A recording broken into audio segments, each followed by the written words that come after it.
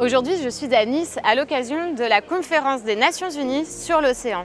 On attend environ une soixantaine de chefs d'État et une partie de la ville va devenir une zone internationale aux couleurs de l'Organisation des Nations Unies. Je vais vous faire découvrir le travail des agents du renseignement territorial qui œuvrent dans l'ombre pour évaluer les menaces.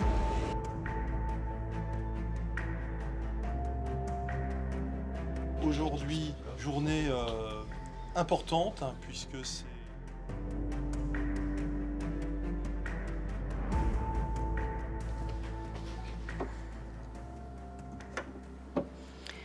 Donc dans la salle derrière moi, il y a une dernière réunion de préparation pour le sommet des océans auquel participent les agents du renseignement territorial mais aussi d'autres partenaires tels que la préfecture ou encore la gendarmerie.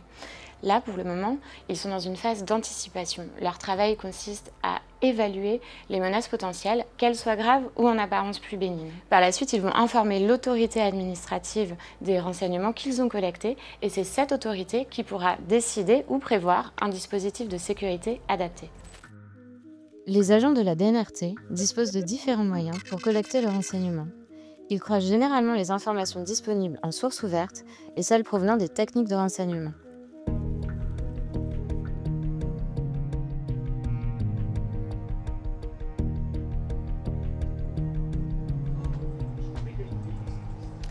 Les analystes croisent ensuite toutes ces informations pour produire un état de la menace qui va être transmis aux autorités.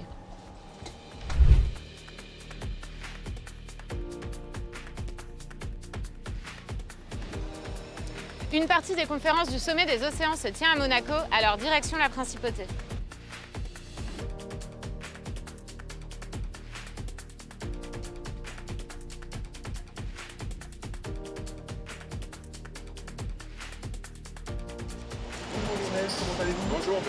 L'organisation d'un événement de portée mondiale implique une coopération qui dépasse le cadre national. C'est pourquoi la Direction nationale du renseignement territorial travaille au quotidien avec ses partenaires étrangers afin d'échanger et de partager ses analyses.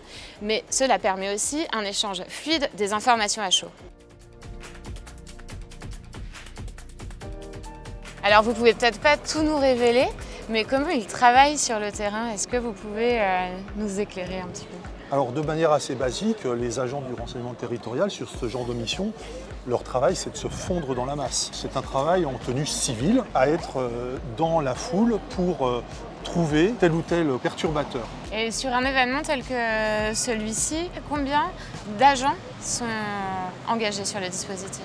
C'est à peu près 60 personnes et on fait venir des renforts pour nous aider dans cette œuvre. Et là, on additionne à mes effectifs locaux 110 agents du renseignement territorial. Donc sur le terrain, on est dans les 170, 180. Quand on a des agents qui vont couvrir des manifestations, qui vont rencontrer des chefs d'entreprise, qui vont procéder à des évaluations en matière de radicalisation islamiste. Ces fonctionnaires ne sont pas visibles, mais ils effectuent un travail fondamental de connaissance du territoire, de connaissance des acteurs. Et comme tout travail anticipatif, effectivement, il est souvent méconnu, mais il est essentiel.